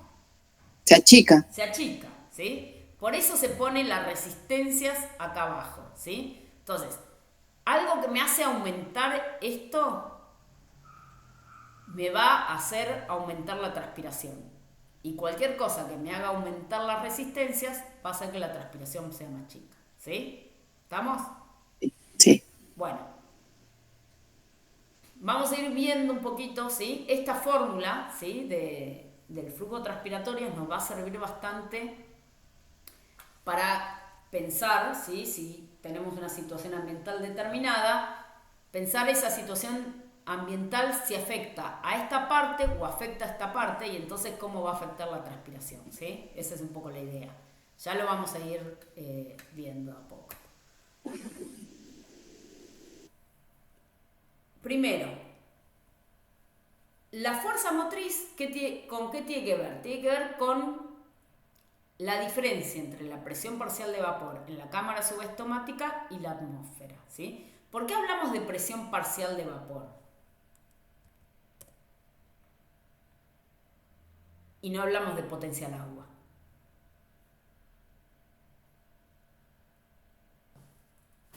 Porque está en estado de vapor. Ahí está, Está en otro está en estado. estado de vapor, ¿sí? Entonces, el vapor de agua es un gas, es agua en estado gaseoso. Y entonces, como cualquier gas, ejerce una presión, ¿sí? Uno también puede hablar muchas veces de concentración de vapor de agua, ¿sí? Son las dos formas que se suele hablar, pero se usa bastante más la presión parcial, ¿sí? Sí, por eso dejé solo presión parcial. Porque los gases ejercen una presión, ¿sí? Entonces, el vapor de agua acá adentro, ¿sí? Está ejerciendo va a tener más o menos presión, dependiendo de si tiene más o menos concentración de vapor de agua, ¿sí? Y afuera en la atmósfera también tenemos una concentración de ese vapor, una presión parcial, ¿sí? De ese vapor. La atmósfera, ya les voy adelantando, siempre es mucho más chiquita que la cámara subestomática. Entonces, uno siempre en general tiene acá una cuenta que da positiva, ¿sí? La presión parcial adentro de la cámara siempre es más grande que la atmósfera. Entonces, menos me va a dar la fuerza motriz de la transpiración. Cuando la presión parcial de vapor de la cámara subestomática es muy, muy grande, ¿qué pasa con la transpiración? Aumenta. Va a aumentar, ¿sí? Cuando es muy grande o cuando es muy chiquito, cualquiera de esas dos cosas hacen que la transpiración aumente mucho, ¿sí? Esta diferencia de presión parcial de vapor en la cámara subestomática menos la presión parcial de vapor en la atmósfera se le suele llamar déficit de presión parcial de vapor, DPPV, ¿sí? Entonces es bastante común hablar del DPPV. ¿Qué es el DPPV? Esto, ¿sí? La diferencia entre la presión parcial de vapor en la cámara subestomática y la presión parcial de vapor en la atmósfera, ¿sí? ¿Estamos? Que no es lo mismo que la humedad relativa. Ahora vamos a ver que la humedad relativa es importante para definir la presión parcial, pero no es lo mismo que la presión parcial, ¿sí? ¿Qué es lo que ocurre? Adentro de la cámara subestomática, ¿sí? A ver si tengo... La cámara subestomática es muy parecida, ¿sí? A un vaso, ¿sí? O a un sistema cerrado, ¿sí? Entonces, yo tengo, pensemos, un vaso con agua, ¿sí? Acá hay agua y acá hay aire. Si yo le pongo una tapa, ¿qué es lo que ocurre con el aire que hay acá? Se llena de vapor de agua, ¿sí? ¿Cuánto vapor de agua, si yo esto lo dejo cerrado, después de unas horas, cuánto vapor de agua voy a tener acá? La misma cantidad que agua. No es la misma Pero cantidad que hecha agua líquida. gas. Agua líquida No. es mucho más.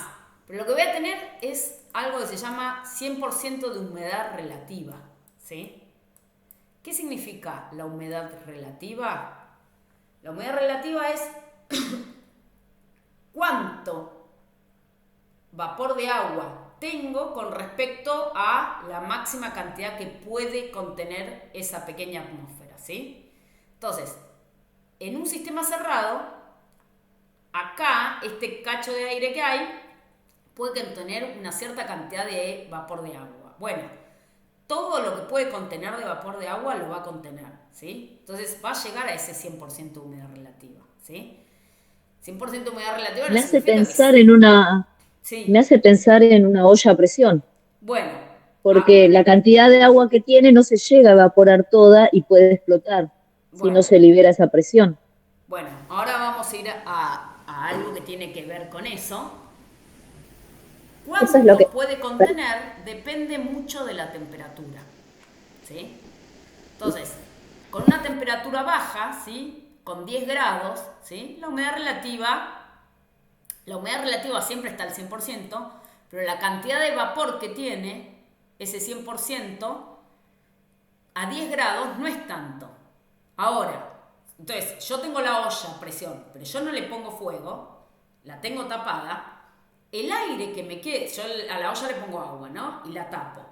El aire que me queda va a estar al 100% de humedad relativa, ¿sí? Pero eso está a 20 grados. Eso no explota ni nada. Se llena de vapor de agua, pero a 20 grados, ¿sí?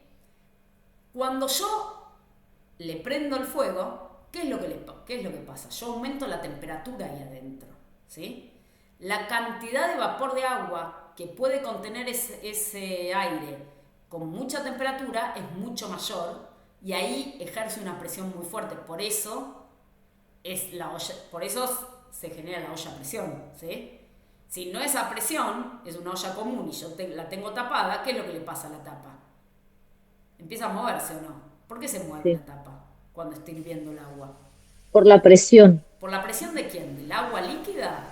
No, del vapor de agua. Del vapor de agua, ¿sí? Si yo le pongo poquita agua y tiene un montón de aire, van a ver que cuando hierve empieza a moverse igual.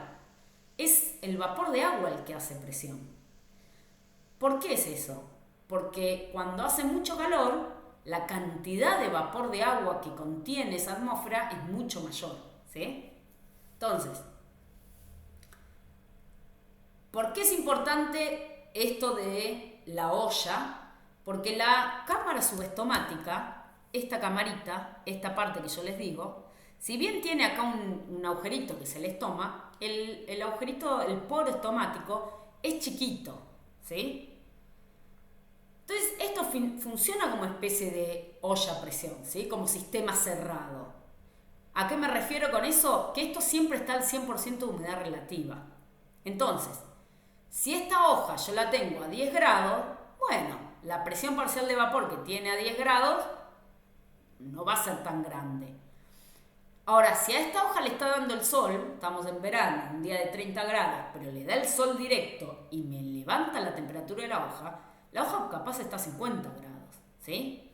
A 50 grados, la cantidad de vapor de agua que hay acá adentro es muchísimo más grande que cuando estaba a 10 grados, ¿sí? ¿Se entiende? O cuando estaba a 20, ¿sí? Entonces, en la cámara subestomática, ¿sí? El factor ambiental que más afecta tiene que ver con la temperatura, ¿sí? Cuando aumenta la temperatura de la hoja, aumenta muchísimo la presión parcial de vapor. Por eso las plantas transpiran mucho cuando están al sol, ¿sí? O un día de verano, ¿sí?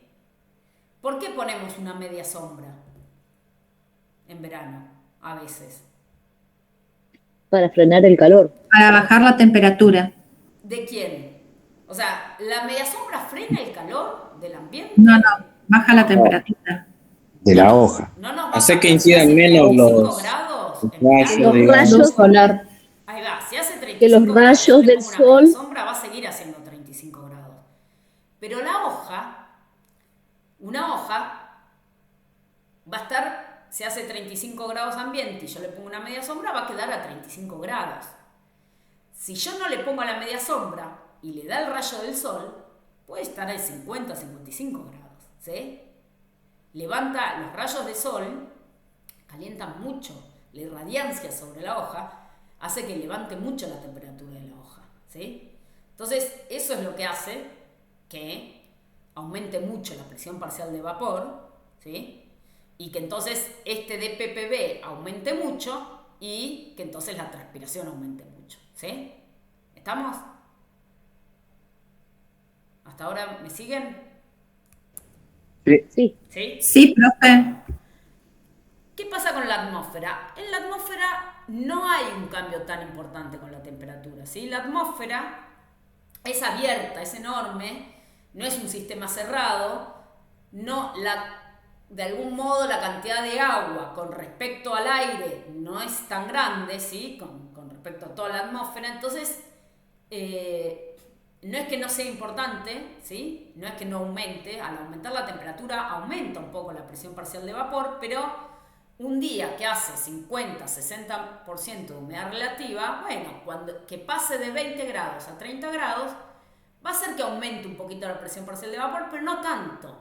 En cambio, en la hojita, que está siempre al 100% de humedad relativa, pasar de 20 grados a 30 o a 40 si le da el sol, me va a hacer que cambie un montón más, ¿sí? Entonces, en la atmósfera... ¿Eso tiene que ver con el espacio? ¿Cómo? Eso tiene que ver con el espacio, porque el estoma, la camarita es muy pequeña, Claro. entonces con un poco de calor se genera esa presión, Sí. pero en la atmósfera es tan grande que debería ser muchísima más temperatura para que ejerza una presión. Exacto. No se genera esa presión en la atmósfera. Se genera un poco más de presión, pero es un cambio mucho más chico con la temperatura. Claro, Y en la claro, porque el espacio es mucho más grande. Es un ambiente, por eso uno dice que es casi como un ambiente cerrado. Entonces y está siempre entonces por eso está llena siempre de vapor. Entonces depende mucho de la temperatura qué cantidad de vapor tiene. Okay. Bien. Perfecto. Bueno, entonces, en el DPPB, ¿sí? ¿Qué es lo más importante? La temperatura sobre la hoja, ¿sí? La temperatura de la hoja, ¿sí? Y eso es lo que más impacto tiene sobre la presión parcial de vapor en la cámara subestomática, ¿sí? Entonces, eso es lo que nos define de algún modo la fuerza motriz de la transpiración, ¿sí? Ahora, ¿depende solo de esas condiciones ambientales que transpiran una planta? No. Después en la planta existen resistencias, ¿sí? Y esas resistencias se van a contrarrestar a ese DPPB, ¿sí? Mecanismos que hagan que aumente la resistencia va a hacer que la transpiración baje, ¿sí? Entonces uno puede tener un DPPB muy alto, pero si se cierra el estoma, bueno, la transpiración va a bajar, ¿sí? ¿Con qué tiene que ver las resistencias? Vamos a tener dos resistencias, ¿sí? Probablemente la que ustedes tengan les suene más sea la resistencia foliar, pero también existe una que se llama de capa límite, que ahora vamos a ver de qué se trata, ¿sí? ¿Cómo estamos de tiempo? ¿Qué es la resistencia foliar? La resistencia foliar tiene dos tipos, es la resistencia de la hoja, ¿sí? Incluye dos resistencias, la estomática y la cuticular. La resistencia estomática, ¿con qué tiene que ver? ¿Qué se imaginan que es? Con el estoma. Con el estoma, pero ¿qué del estoma principalmente? Si abre o cierra. Si abre o cierra, ¿sí? Entonces, los cambios en la resistencia estomática en general tienen que ver con si se abren o se cierran los estomas, también con la cantidad de estomas que tiene, ahora vamos a ver, pero eso no cambia en el día. ¿Y la cuticular con qué tiene que ver? Con el grosor de la cutícula. Con la cutícula, ¿sí? Con el espesor de la cutícula, con Permeabilidad. las ceras que tenga esa cutícula, ¿sí? La composición química de esa cutícula, que eso es bastante distinto capaz entre distintas especies, ¿sí? Pero que es algo que tampoco cambia durante el día en una misma planta, ¿sí? Esas dos resistencias, ¿sí? Uno puede tener una molécula de agua que o sale por el estoma o sale por la cutícula, ¿sí? Entonces, por eso esas dos resistencias se suman, se integran de algún modo así en paralelo, ¿sí? Se hace una especie de paralelo con la electrónica, en donde un electrón que viene por acá pasa por esta resistencia y después sigue y pasa o por esta resistencia o por otra resistencia. Bueno, ¿cómo se suman estas resistencias? Como su inversa. No me importa mucho que entren, que se acuerden de la fórmula y nada de eso, sino simplemente el concepto, ¿sí? Que para poder calcular la resistencia foliar hace falta sumarlas así como inversas, ¿sí? ¿Por qué? Porque una molécula de agua o sale por el estoma o sale por la cutícula, no puede salir por los dos lugares a la vez, ¿sí? En cambio, después viene la resistencia de la capa límite, que ahora vamos a ver de qué se trata. Esa sí, si la molécula de agua sale por el estoma o sale por la cutícula, en cualquiera de los dos casos tiene además que atravesar la capa límite. Entonces la capa límite sí se suma normalmente, ¿sí? Ahora vamos a hablar de la capa límite. Entonces, la resistencia cuticular tiene que ver ¿con qué? Con la presencia de las ceras, ¿sí? Que están en la cutícula. Y eso varía mucho según las especies, ¿sí? Hay especies que tienen cutícula súper gruesa, hay especies que tienen cutícula mucho más fina, ¿sí? Y eso tiene que ver en general con los mecanismos de adaptación, con las distintas adaptaciones que tienen las plantas a distintos ambientes, ¿sí? En general, las plantas que están que evolucionaron, ¿sí? O que se originaron en ambientes más áridos. Como las plantas acuáticas, por ejemplo, también. Bueno, las que acuáticas son serían las contrarias. hidrofóbicas. Las acuáticas tienen una cutícula muy fina en general. Las que son de lugares más áridos, ¿sí? Una crasulácea o cactus o de desierto, suelen tener una cutícula mucho más gruesa, ¿sí? Sí. Pero bueno, la resistencia cuticular es una resistencia muy grande, ¿sí? El agua, las moléculas de agua, no suelen salir por la cutícula, ¿sí? La mayor cantidad de vapor de agua siempre se pierde por el estómago, ¿sí? ¿Y de qué depende la resistencia estomática? Bueno, de lo que decíamos hoy, del grado de apertura del poro estomático, ¿sí? Y también de la cantidad de estomas, ¿sí? Yo si comparo una especie con muchos estomas o una variedad que tiene muchos estomas, densidad de estomas se refiere a cantidad de estomas que tiene por centímetro cuadrado de hojas, ¿no? Entonces yo puedo tener una variedad, una planta que tiene, qué sé yo, 10 estomas por milímetro cuadrado y otra que tenga 50 estomas. Bueno, la que tiene 50 estomas va a tener más transpiración probablemente que la que tiene 10, ¿sí? Ahora, si yo mido, ¿sí? La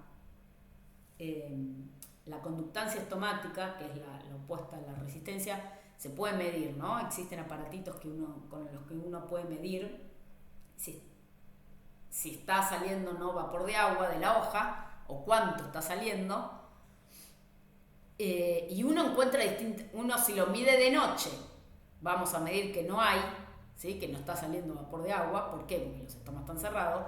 Si yo lo mido de día, voy a tener que sale un montón más de vapor de agua, va a haber una conductancia estomática porque los estomas están abiertos. Bueno, esas diferencias que hay a lo largo del día, ¿sí? En distintos momentos del día, se deben a la apertura y cierre del estoma, ¿sí? No se debe a la cantidad de estoma, a la densidad. ¿Por qué no se debe a la densidad? Porque la densidad no me cambia entre la noche y el día, ¿sí?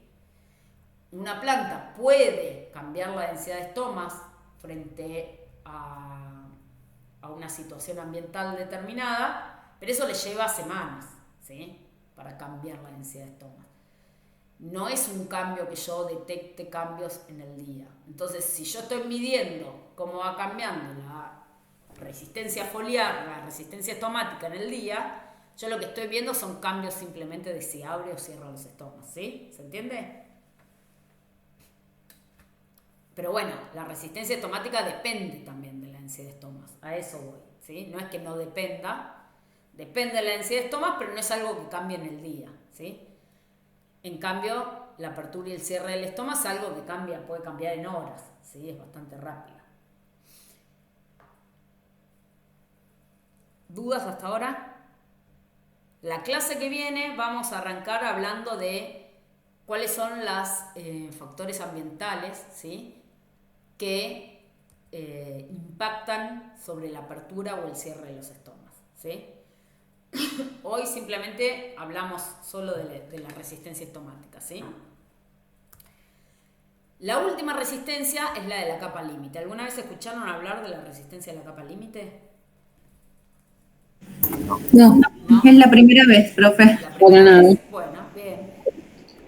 Existe una masa de aire, ¿sí?, que uno no la ve, pero que pasa muy cerquita, ¿sí? Cuando uno tiene una planta al aire libre, hay una masa de aire que pasa muy cerca de la hoja, que tiene un tipo de movimiento que es distinto del resto, ¿sí? El aire se mueve por algo que se llama mezclado turbulento, ¿sí?, que tiene que ver con, de algún modo, los vórtices de aire, ¿sí?, que la dirección de moléculas de aire que van para todos lados. Bueno, eso ocurre en todo, digamos, en toda la atmósfera, en todo el aire, ¿sí?, menos en la capita de aire que está bien cercana a la hoja, ¿sí?, bien adyacente a la hoja, en donde el aire ahí se mueve por algo que se llama flujo laminar, ¿sí?, que es lo que uno esquematiza acá en estas rayitas, ¿sí? Entonces, ese movimiento del aire, ¿sí?, hace que la molécula esta de agua que está saliendo del estoma, ¿sí?, tiene que atravesar esa masa de aire, ¿sí?, que se mueve por flujo laminar, hasta llegar al mezclado turbulento, ¿sí? Ya cuando llega al mezclado turbulento es mucho más rápida la salida. Pero este movimiento de aire, que es más lento, hace que sea una especie nosotros lo consideramos una resistencia a la salida, ¿sí? Hace que el aire, el vapor de agua vaya más lento. Esta capa de aire, que se llama capa límite, ¿sí?, puede ser más gruesa o más finita, ¿sí? ¿Cuál es la condición ambiental que piensan que hace que esto sea bien finito? ¿Qué podría ser? La presión atmosférica. El viento. No, la presión atmosférica no influye ahí. ¿Qué dijeron por ahí? El viento. El viento. Si hay mucho viento, esta capa de aire es bien finita. Si en cambio el aire es calmo, esta capa de aire se hace más gruesa, ¿sí?, esta capa límite. Entonces, si la capa límite es más gruesa, ¿cómo es la resistencia? ¿Mayor o menor? Mayor. Mayor. ¿Sí? Y entonces, ¿qué pasa con la transpiración? Cuesta más que La liberen transpiración, el vapor. acuérdense siempre de la fórmula,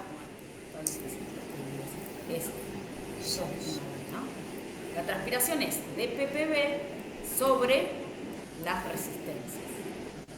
Cualquier cosa que hace que esto crezca, ¿sí?, si esto aumenta, la transpiración baja. Disminuye. ¿Estamos? Entonces, si el aire es calmo, esto es bien grueso, la resistencia es mayor, la transpiración es menor. Con viento, en cambio, esto se hace finito, ¿sí?, la resistencia disminuye, la transpiración aumenta, ¿sí?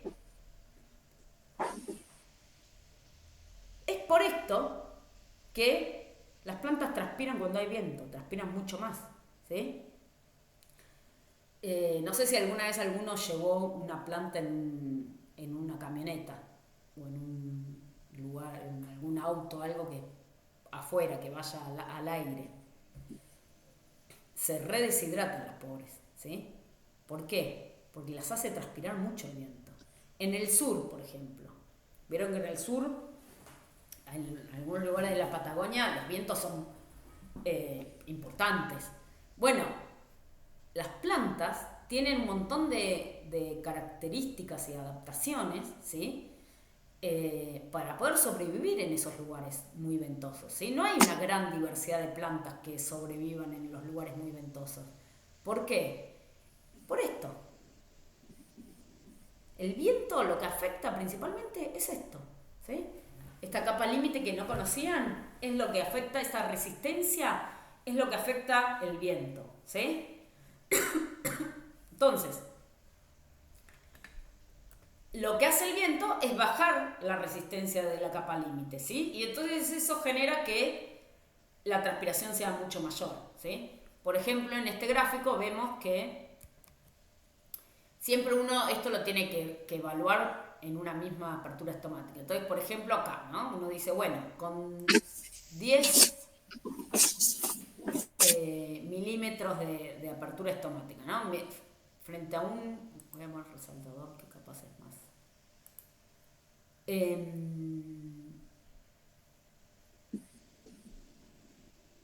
Frente a una misma apertura estomática, ¿sí? Si la planta está con aire calmo, transpira esto, 0,1. Si la planta está con viento, transpira 0,6. Fíjense que transpira muchísimo más, ¿sí? Con viento que con aire calmo. ¿Y por qué es eso? Porque el viento disminuye la resistencia de la capa límite, ¿sí? Entonces, este es un factor ambiental, ¿sí? Que afecta, es el factor ambiental que afecta la resistencia de la capa límite. Hay algunas adaptaciones, algunas plantas que tienen ciertas adaptaciones que permiten aumentar esa resistencia de la capa límite. ¿A alguno se le ocurre alguna adaptación? ¿Algo que haga que aumente esta capa límite? Cuando tiene como pelos la hoja. Pelitos, ¿sí? Claro. Pelitos, tricomas, ¿sí? Los pelos y los tricomas, ¿sí? Una de las funciones principales que tiene, ¿sí? Tienen otras funciones también, pero una de las principales funciones que tienen muchas veces tiene que ver con aumentar el espesor de la capa límite, ¿sí? Hacen que estos pelitos, que uno pareciera ser que es algo muy chiquito, pero estamos hablando de una capa de aire chiquita, ¿no? No estamos hablando de una cosa grande. El aire que se mueve acá se mueve mucho más lento cuando la hoja tiene muchos pelos o muchos tricomas, ¿sí? Entonces, los pelos y los tricomas aumentan la resistencia de la capa límite, ¿sí? Y esta es una adaptación que se suele encontrar en plantas que están en lugares ventosos, por ejemplo, ¿sí? Es bastante común. Otra de las adaptaciones que se suele encontrar tiene que ver con estomas deprimidos, ¿sí? Fíjense que en las plantas en general suelen tener los estomas superficiales, ¿sí? O sea, estas son las células del epidermis, acá tenemos las dos oclusivas y estaría acá el estoma en una célula, en una planta normal, ¿sí? Bueno, las que tienen estomas deprimidos, fíjense que lo que tienen es una adaptación en donde el estoma, esta es la célula oclusiva y esta es la otra célula exclusiva, el poro estomático está acá. Entonces, acá tenemos la cámara subestomática. La molécula de agua sale de acá y fíjense que si el estoma fuese superficial, esta sería la capa límite, ¿sí? En esta situación, la capa límite es todo esto, ¿sí? Entonces, es mucho mayor el espesor de la capa límite. Entonces, este estoma deprimido genera una mayor resistencia también, ¿sí? Y también es una adaptación que se suele encontrar en plantas que crecen en lugares más ventosos, ¿sí? ¿Estamos? ¿Alguna duda? Sí. Tenía una duda en una filmina anterior que dice tasa de transpiración y entre paréntesis mg. ¿Qué significa eso? C centímetros menos 2. Más abajo. ¿Dónde está la apertura En estomática? el cuadro que hiciste, en el diagrama. De resistencia de capa límite, sí. Acá, Ahí. esto, Lo que está entre paréntesis. yo hoy les dije, la tasa o el flujo transpiratorio lo vamos a medir como una masa o volumen, pero de vapor de agua, ¿sí? Cantidad de vapor de agua por área y por tiempo, ¿sí? Es un flujo, es cuánto vapor de agua está saliendo de la hoja, ¿sí? Del estoma. Entonces, acá en este caso es en centímetros cuadrados de hoja, ¿sí? Entonces, lo que se mide es los miligramos de vapor de agua, ¿sí? Por centímetro cuadrado de hoja por tiempo, que en este caso es horas, por horas, ¿sí? O sea, en realidad es dividido, ¿no? Son miligramos de agua, miligramos de vapor de agua, de vapor sería de agua, ¿sí? De vapor de agua, dividido centímetro cuadrado de hoja, ¿sí? Por hora, ¿sí?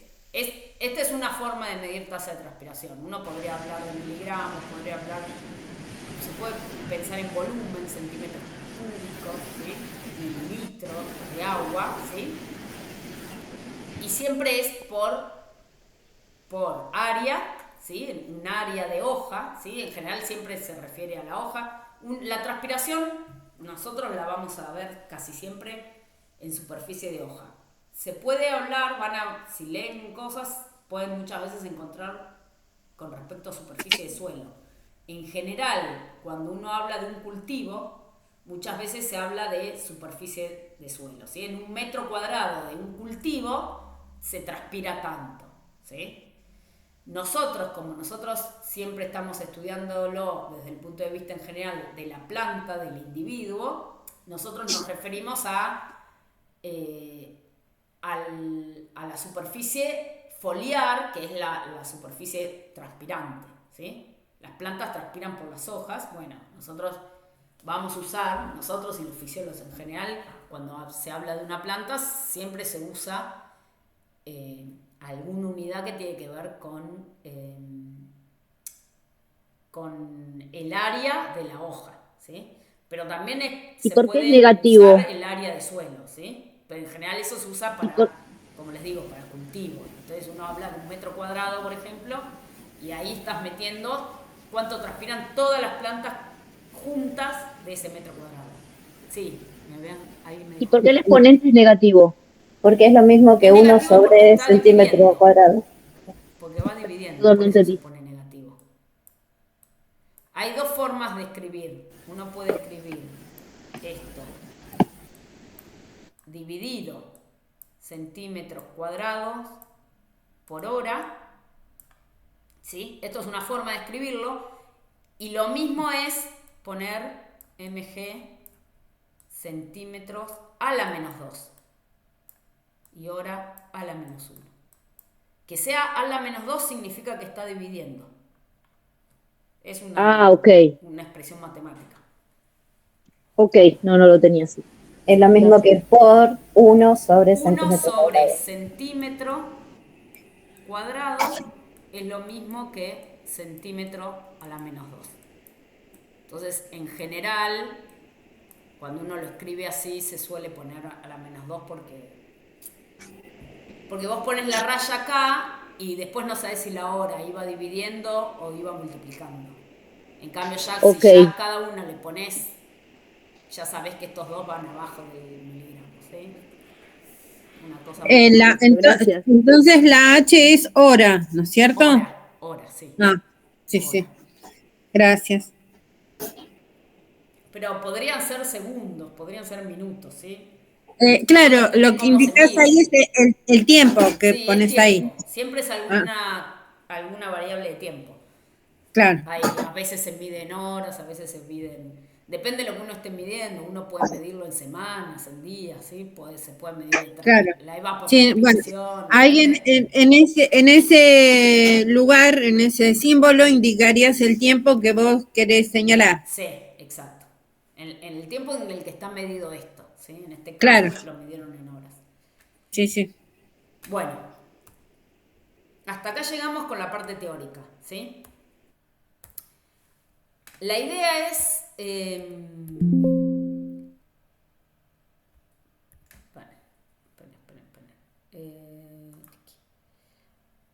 yo les dejé 3 ejercicios que la idea es que los hagan ahora. A ver cuántos son. 42. No sé si... voy a ver si para la próxima consigo un Zoom para hacer capaz sesiones. No sé si les conviene... ¿Qué prefieren? Si juntarse en grupos y tratar de pensar estos ejercicios o pensarlos individualmente. La idea es volver a las 9 y que ustedes me cuenten cómo lo resolvieron, ¿sí? ¿Les parece? La verdad que estoy un poquito perdida, así que a mí me convendría más en grupo que por ahí me despiertan más las ideas. Para mí está bueno en grupo porque sí, porque se pueden ir pensándolo entre varios. Digo, se los dejo medio libre. Si quieren...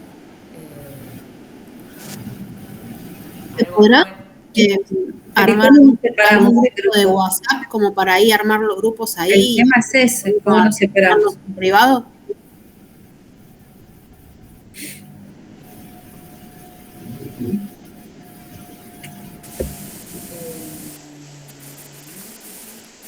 Pueden... ¿alguno armó un grupo de WhatsApp?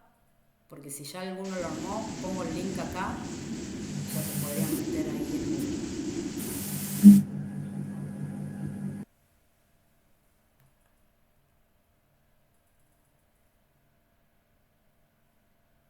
Alguien que se anime a armarlo, por favor. Alguien que sepa, no como yo que no sé hacerlo. Voy a ver si para la próxima puedo conseguir para hacer salas y capaz se van metiendo en salas.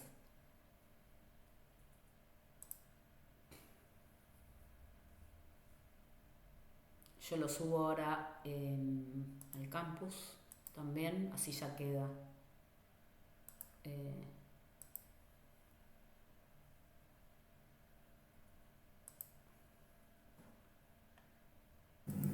¿Y grupos de cuántos hay que armar, profe? ¿Cuántos integrantes? Júntense 41. 40, júntense de a 10 si quieren, más o menos, o lo que les Ok. parezca más o menos a ustedes. Hay gente que no quiere estar en grupo, yo sé que, digamos, cada uno trabaje como mejor le venga. Yo, para mí, en grupos está bueno porque lo pueden discutir y tratar de pensarlos. El último tienen que hacer cuentas, no se asusten. La idea es, más allá de las cuentas, es tratar de ver un poco la conclusión del asunto.